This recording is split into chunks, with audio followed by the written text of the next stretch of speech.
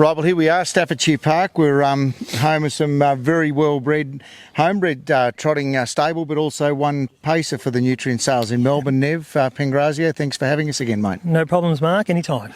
Mate, obviously it's a busy time of year. You've had a draft that went into the early sales in Melbourne and fill the boxes up again to go round again in April. It's season seems to have turned a little bit of a corner, which makes it a little bit easier for you.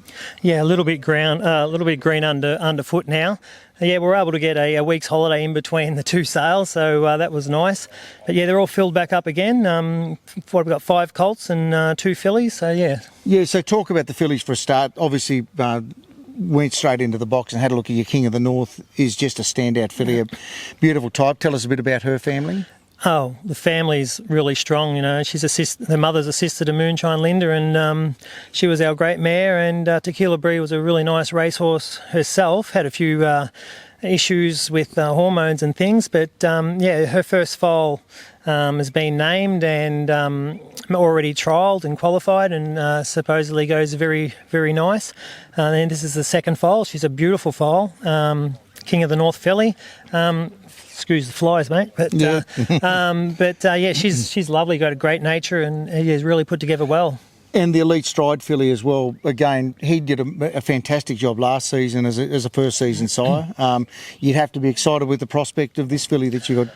Oh, absolutely. I love it. Elite Stride. He was a great horse. He actually raced against Tequila Brie back in the day. Couldn't beat him, of course. Yeah, he was a very fast stallion, and I'm sure he's going to do a really good job, Elite Stride, so we like him a lot. And that filly is out of Miranda Maid, is a nice, fast horse of mine. It's a sister to... half-sister to Brunelleschi, and a few others that go pretty nice. So, yeah, I'm expecting it to go good too. We've always said that when you come here, you're dealing with horses, they're generational family horses, so you know what to expect. The ones that come back and look true to type, and like you said, looks just like a mother, or you know, second, third generation, that must give you a little bit more predictability with those families, what you'll expect. Yeah, I can see the broodmare sires out of their dams and in the foals, and it's quite good over the years to, you know, you can picture what the mothers look like and their grandmothers and all that, and you can just see that they do throw to their, you know, their mothers and their grandmothers. The family's always been noted as a trotting stable, but you've got a beautiful big Art Major colt there that, again, we've had an Art Major there a couple of years ago, was ill-fated, but you've got a lovely horse here again. Yeah, and word was that he went pretty good too, so that was a bit of bad luck. Yeah, she's had 4 foals of the racing age now, that mare, a few dollars more, and they've all won. One of them, that one died, so it would have been 5 from 5, I'm sure. And he's a typical Art Major, looks lovely, he's big and strong, and they go pretty good, don't they? Yeah, absolutely. And again, predictability. You know what you're going to get with them.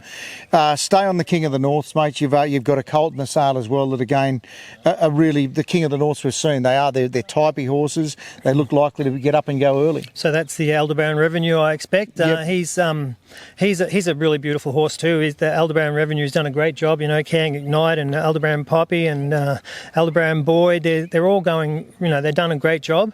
And he's a typical King of the North. I've seen quite a few of them. They really look, you know, walnut types. Yep. And he's very similar to the rest that I've seen. Got to go there, mate. The Honor Streak, she's a Sundon.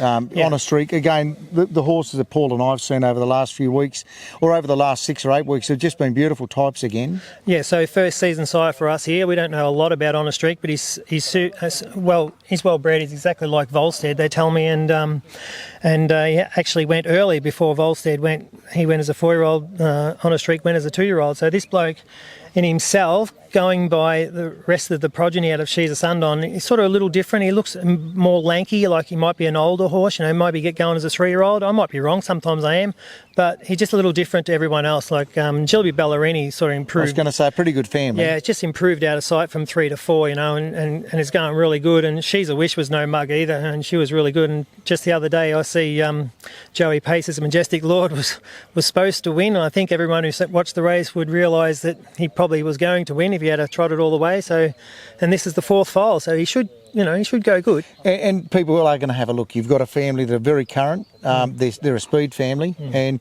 seem to be pretty well mannered. Like this fellow as well, like a lovely horse. He is well mannered. He's really good. He has got a smack in the mouth for striking me once, but he hasn't done that again. He's learned from it. He's learned from that. So yeah, but you've seen him before. I was in there cuddling him. He's just a lovely horse. And he should be good. Trixton and a Pastor Stephen to finish off your draft, mate. Well, the Trixtons, they're pretty well known. RC Phoenix and Call Me the Breeze are both by Trixton, and they go pretty good. He may be the last I was going to say, them, I think. getting hard to find there too.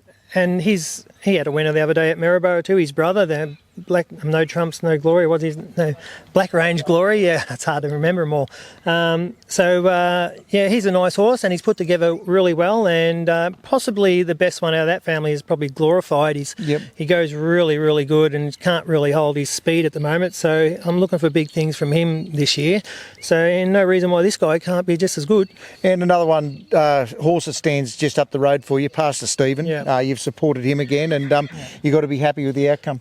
Yeah, that's Hillary Hill. So he's a half-brother to Kian Kirky, who's won a couple of Group 1s already. Doing a pretty fair job. Doing a good job. So there's plenty of Group 1 horses come from this barn, and he might be just another. Mate, it's we talk about it. It must be a big, I suppose, satisfaction when you see the horses you race yourself, and you've said, like, all the ones that you've sold on, they've gone on for the other owners. Any one of them, you said, look, I'd be happy to have kept them at home, and that's probably the recipe to selling a good horse. You've always been sellers in the market. You're very realistic about your budget, but you've got a lot of repeat buyers that buy here year on year. They've had a horse that they've liked, and they've come back to the Staffordshire Park program. Absolutely, plenty of return buyers. We'd like to be known as sellers, and we don't want to put unrealistic prices on them, but sometimes the cost of producing a horse and getting them to this stage, you've got to get some money for them. They're all for sale. And mate, finally, races in Wagga, the finals for the Nutrien Race Series in Wagga the last weekend in May. You guys look like we're going to see the trotting gate really get exposed in the Riverina this time, and you guys look like trying to have a couple down there. Yeah, I'm hoping that Majestic Lord for Joey Pace will get there. He's paid up for the Nutrien, so he told me that he was heading that way. So let's keep our finger crossed for him. He could possibly win the final.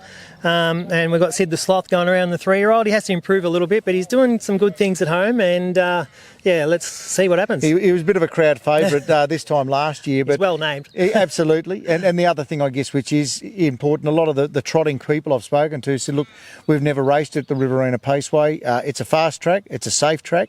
It's accessible, and it's a great country carnival. It'll be the richest country race weekend in the Southern Hemisphere, so a good one to be part of. Yeah, never been there before, but we've got a nav man, so we'll find your way.